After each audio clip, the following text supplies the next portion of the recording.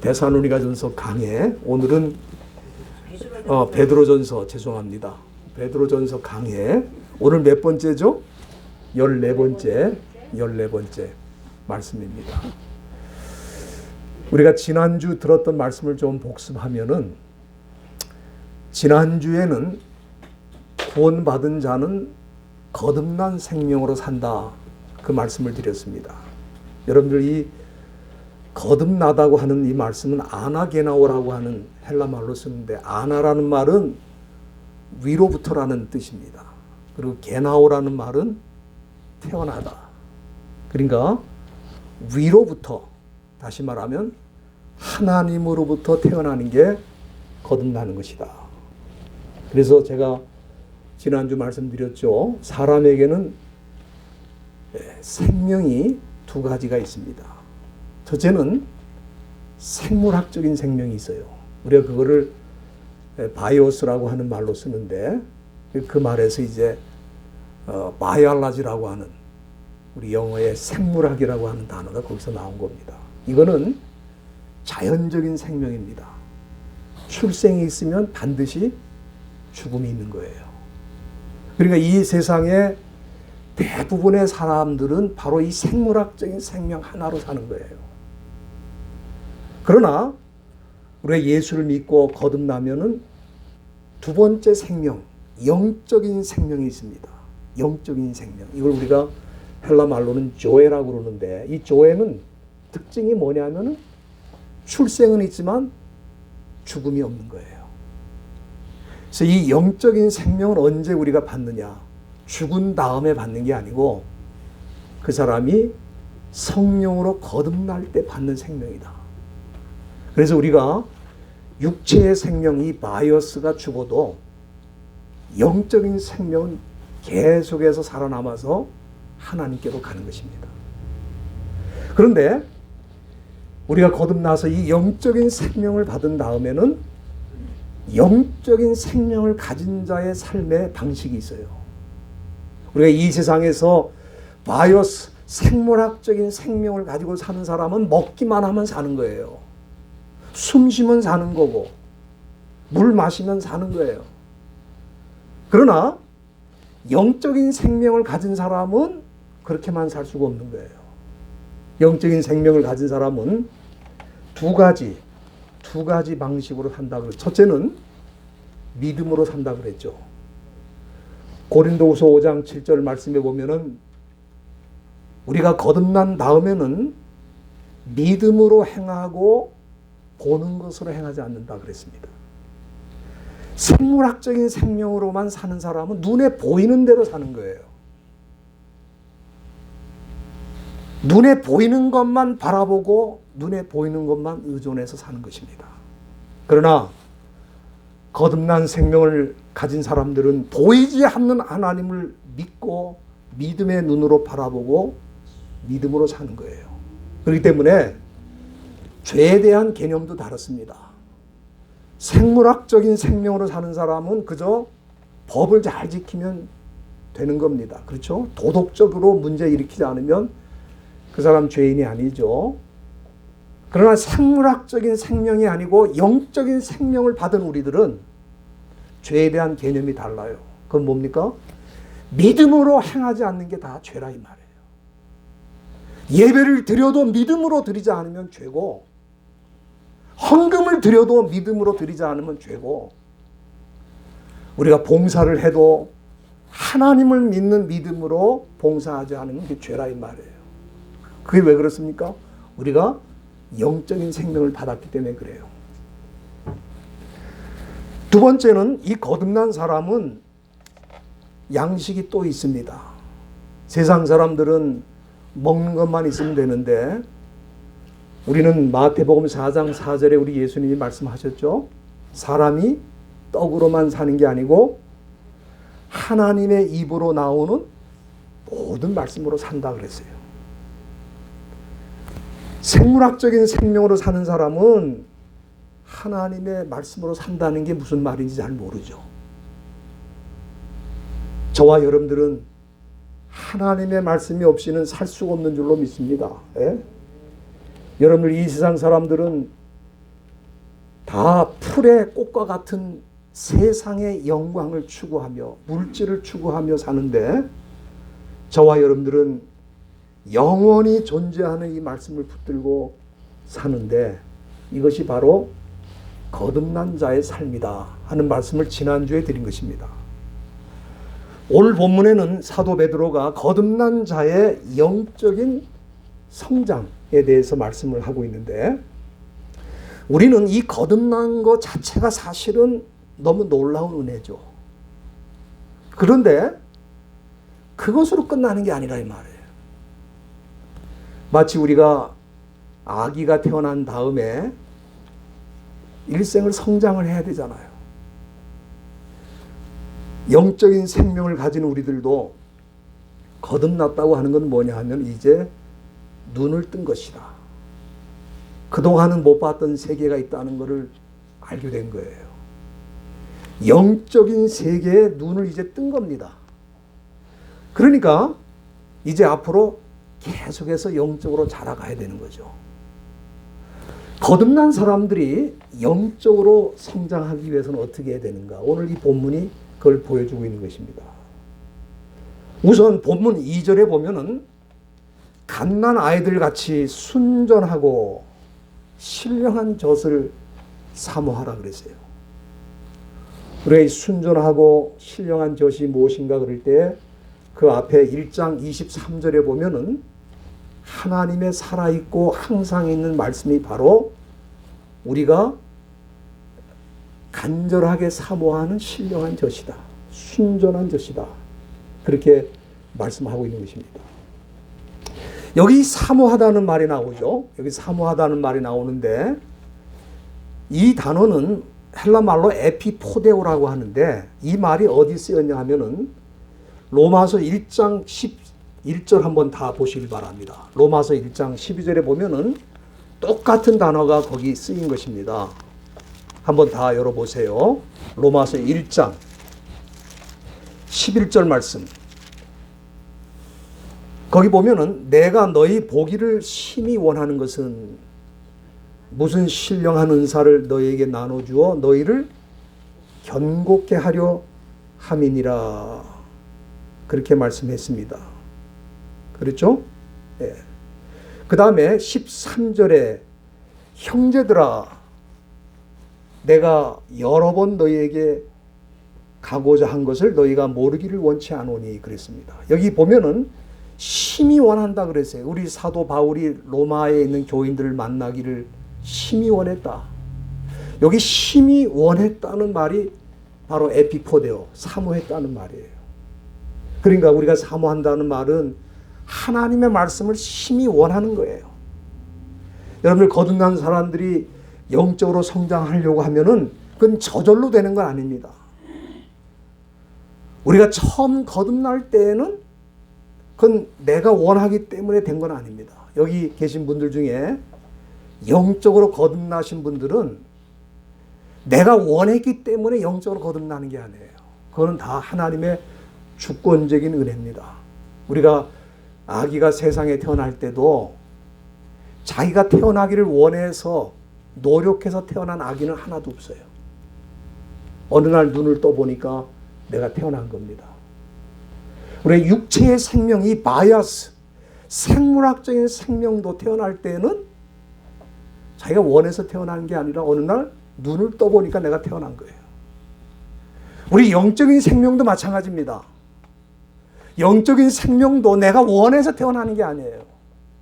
어느 날 하나님의 강력한 은혜로 주권적인 역사로 나도 모르게 영적인 세계의 눈이 열리고 하나님의 말씀이 들려지기 시작하고 하나님을 향한 믿음이 생긴 거예요.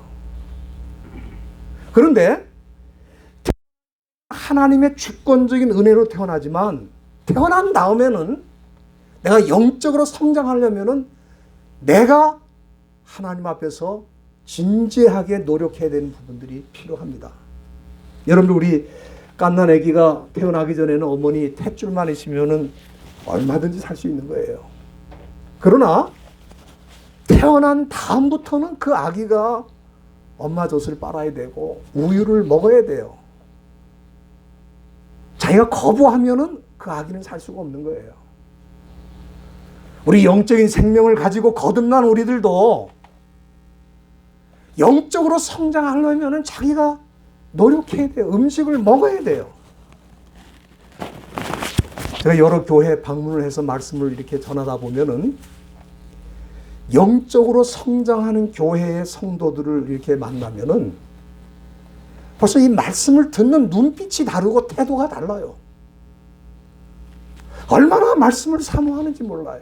제가 페루에 가서 복음을 전하는데 참 많이 모여서 한 2,000명 이상 모인 것 같은데 거기 보니까 10 몇 살 아이들도 와 있습니다. 그래서 너희들은 어떻게 왔냐? 자기들도 자기 그 아이들 그 목장이 있는데 셀이 있는데 거기에 자기가 지도자라는 거예요.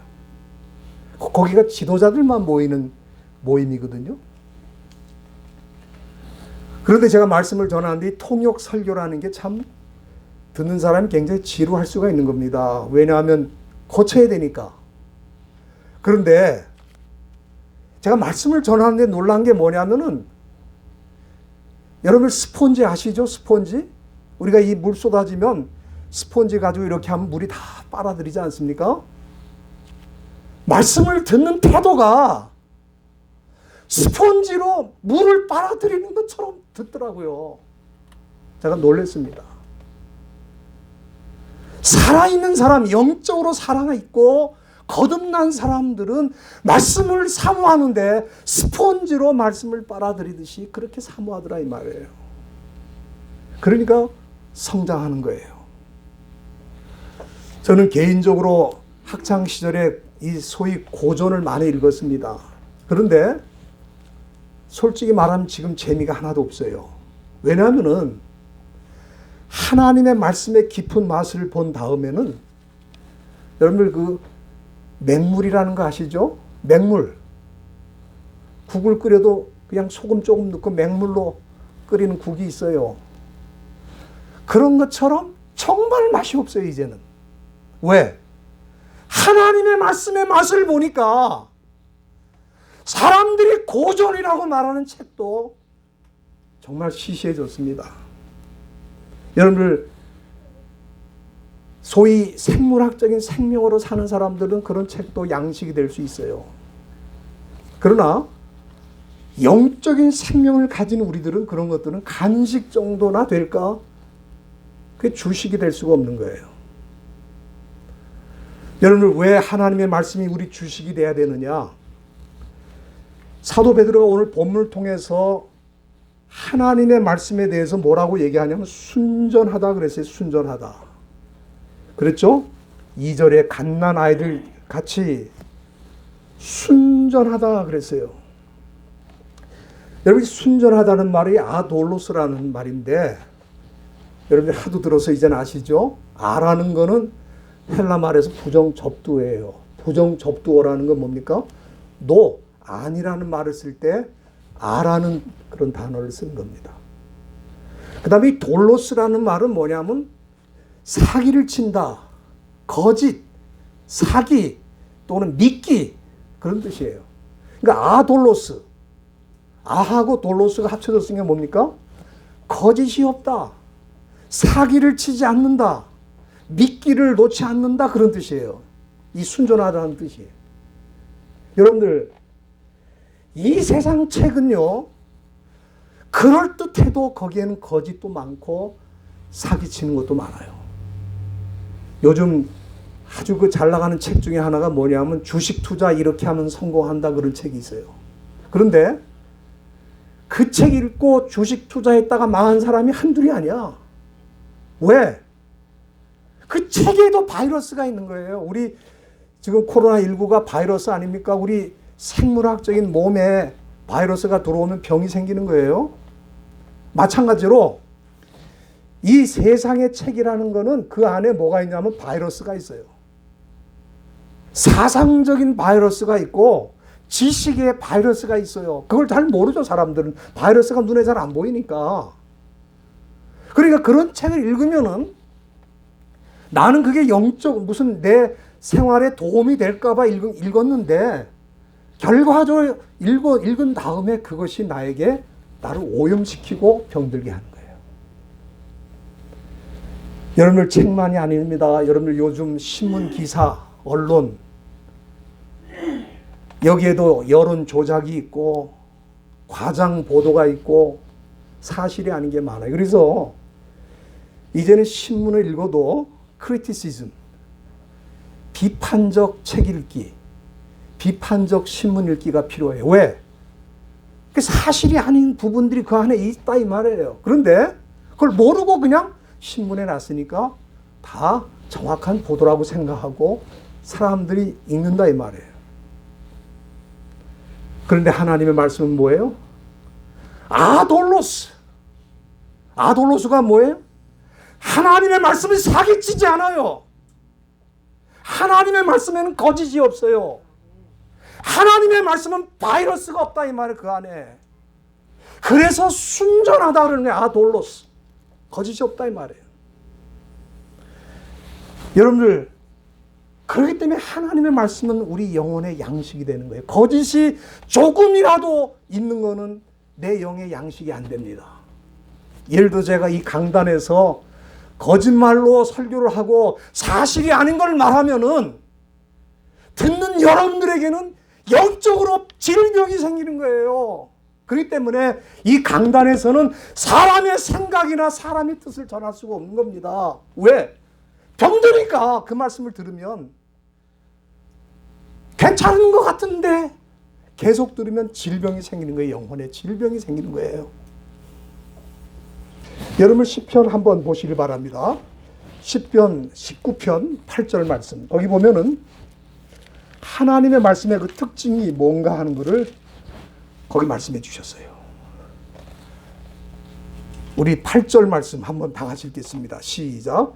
여호와의 교훈은 정직하여 마음을 기쁘게 하고 여호와의 계명은 순결하여 눈을 밝게 하도다.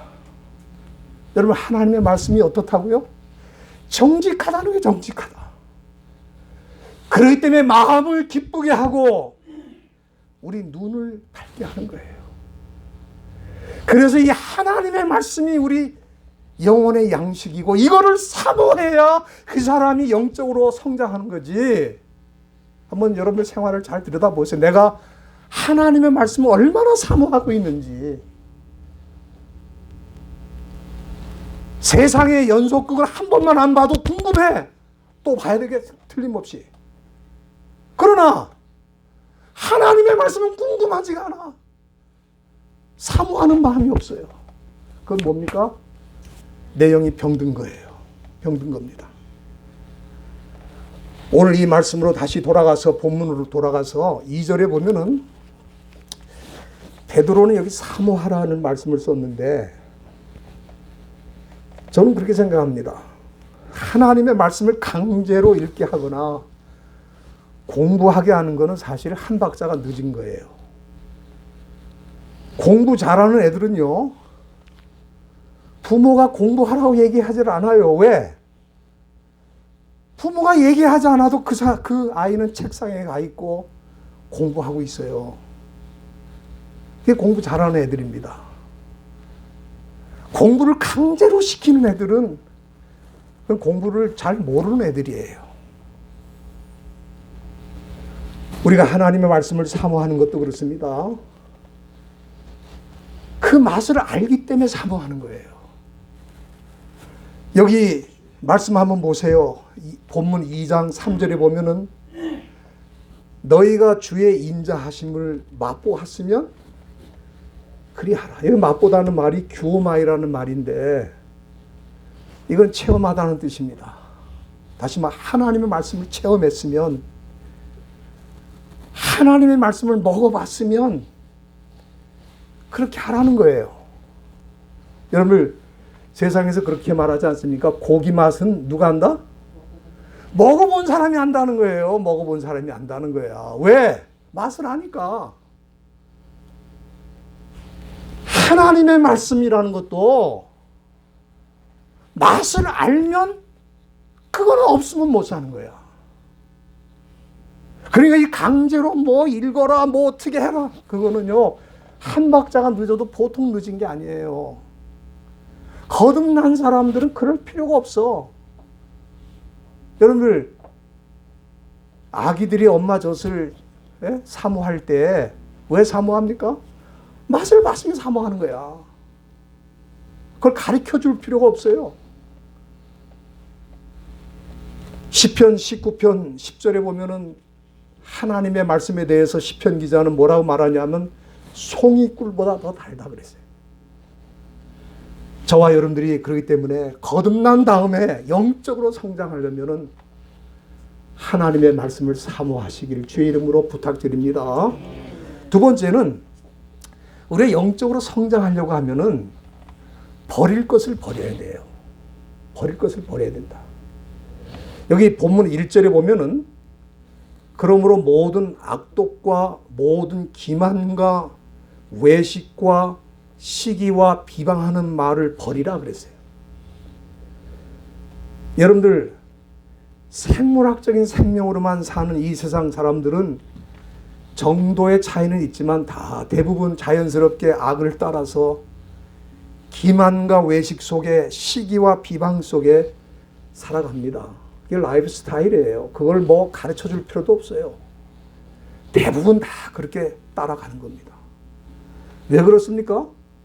그 이유가 로마서 1장 28절에 나와 있어요. 그 이유가 뭔지 한번 여러분들 다 확인해 주시기 바랍니다. 로마서 1장 28절 말씀 한번 다 열어주시기 바라요. 거기 보면은 왜 그 사람들이 그렇게 살 수밖에 없나? 1장 28절 뭐라 그랬어요? 또한 저희가 마음에 하나님 두기를 싫어하며 하나님께서 저희를 그 상실한 마음대로 내어버려 두사 합당치 못한 일을 하게 하셨으니. 그래서 그 결과 모든 불의, 추악, 탐욕 29절에 보면은 악의, 시기, 살인, 분쟁, 악독, 수근수근, 비방, 하나님이 미워하시는 자여, 능욕하는 자여, 교만, 자랑, 악을 도모하고 부모를 거역하고 우매하고 배악하고 무정하고 무자비하고. 여기 21가지가 나옵니다. 21가지. 우리 사람이 생물학적인 생명으로만 살면 그렇게 살 수밖에 없다 그 말이에요. 그거 뭐 시켜서 되는 게 아닙니다. 그렇게 되는 거예요, 사람이. 저절로. 오늘 본문에 보면은 사도 베드로는 그걸 요약해서 5가지로 말한 겁니다. 악독, 기만, 외식, 시기, 비방. 사도 바울이 21가지 얘기한 거 여기 지금 5가지예요. 우리가 이런 일을 계속 행하면은 우리 영적인 생명에 독을 뿌리는 겁니다.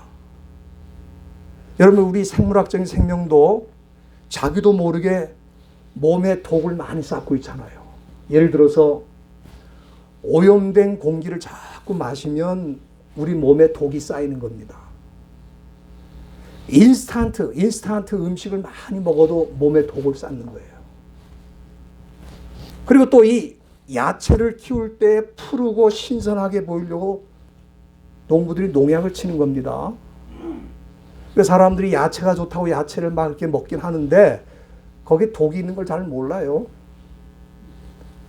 심지어 우리 한약이라는 게 사람들이 보약 그러면서 참 좋아하는데 그 한약재를 중국에서 가져온 거 보면 중국에 농약을 많이 치기 때문에 보약이라고 해서 한약을 마시는데 사실은 뭘 마시는 거예요? 독약을 마시는 거예요. 독약을 마시는 거예요. 그리고 그것이 몸에 쌓이면 암세포가 되고 병들어서 죽게 되는 겁니다. 그러니까 우리 거듭난 사람들도 새 생명을 가진 사람들 아니에요. 그런데 악독과 기만과 외식과 시기와 비방을 자꾸 하면 어떻게 되는 겁니까? 자기 영적인 생명에 독약을 뿌리는 거예요. 독약을. 그래서 영적으로 성장을 못하고 어떻게 됩니까? 병들게 되고 죽게 되는 거예요.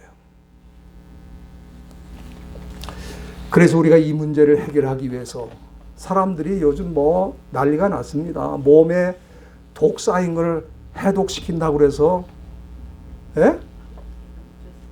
해독제 뭐 해독에 좋다는 음식을 얼마나 또 먹는지 몰라. 왜? 몸에 독이 쌓여있는 걸 좀 씻어내야 된다는 거예요. 여러분들, 저와 여러분들이 우리도 모르는 사이에 영적인 생명에다 독을 뿌려놨어요. 그거 해독시켜야 돼. 그런데 우리가 어떻게 해야 되느냐? 여러분들 시편 119편 또 보시길 바랍니다. 우리 성경은 자꾸 여러분들 눈으로 확인을 하셔야 돼요. 눈으로 확인을 하셔서 그 말씀을 여러분들이 기억을 하셔야 됩니다. 시편 119편 11절에 보면은 거기 우리가 어떻게 이 영적인 독을 해독하느냐. 11절, 내가 주께 범죄치 아니하려 하여 주의 말씀을 내 마음에 두었나이다. 여기 말씀을 마음에 둔다는 게 굉장히 중요한 표현입니다. 여러분, 우리가 말씀을 듣죠, 지금? 듣는 것만 해서는 안 돼요. 또 말씀을 읽죠? 읽는 것만 해서도 안 돼요. 말씀을 어디에 두어야 된다? 말씀을 마음에 두어야 돼요. 그래서 우리가 이 말씀을 마음에 두려면은 제일 좋은 방법이 말씀을 묵상하는 거예요. 그냥 읽는 게 아니라 묵상을 하는 거예요. 이 말씀이 무슨 뜻인지를 이해하고 이 말씀이 무슨 뜻인지 분별하고 그 말씀을 나에게 적용하는 이 묵상이 필요해요. 그 다음에 묵상만 해서는 안 돼요. 암송을 해야 돼요. 여러분, 이 암송이라는 게 왜 중요하냐면은 나에게 이 성경책을 뺏어가도 내 마음에 있는 말씀을 뺏어갈 수 있어요? 우리가 잘 아는 그 안희숙 여사가 감옥에 들어갔더니 성경책을 뺏어서 성경책을 못 읽게 하니까 말씀으로 살긴 살아야 되겠는데 성경책을 뺏어갔으니까 어떻게 해요? 평상시에 암송했던 말씀을 묵상하면서 살았다 이 말이에요. 그 말씀은 뺏어갈 수가 없잖아. 마음에 둔 거니까. 우리 마음에 이렇게 말씀을 두어야 해독이 되는 거예요. 영적인 생명의 균이 들어오고 바이러스가 들어오고 보니까 우리도 모르는 사이에 물들어서 영향을 받아서 독이 쌓여 있는 것을 갖다가 해독시키는 방법은 말씀을 묵상하고 암송하고 이 말씀을 나에게 적용시켜야 해독이 되는 거예요. 해독. 저는 사도 베드로가 이 베드로전서를 쓴 말씀을 묵상하면서 참 놀랐습니다. 이 사람이 세상에서 배운 지식이라는 건 없어요. 별로 없습니다. 거의 무학자입니다, 이 베드로는. 근데 어떻게 이런 말씀을 썼을까? 그 성령께서 그에게 영감을 주시고 성령께서 깨닫게 해주시고 성령께서 그 눈을 열어주신 거예요. 오늘 그 사도 베드로가 이 말씀을 써서 우리에게 남겨줬는데 이 말씀을 읽어보니까 너무너무 놀라운 말씀들이 여기 많이 있어요. 저와 여러분들이 여기 2절 끝부분에 보면은 너희로 구원에 이르도록 자라게 하려 함이라. 우리가 예수를 믿고 거듭났으면 이미 구원을 받은 건데 또 구원에 이르도록 자라는 건 또 뭔가? 그게 무슨 얘기입니까? 구원은 already 이미 이루어진 구원이 있고 우리가 거듭나는 건 이미 이루어진 거예요. 그러나 not yet 아직 이루어지지 않은 부분이 있어요. 그래서 구원에 이르도록 자란다는 말은 뭐냐면 성화, sanctification을 말하는 거예요. 날마다 거룩해지는 걸 말하는 거예요.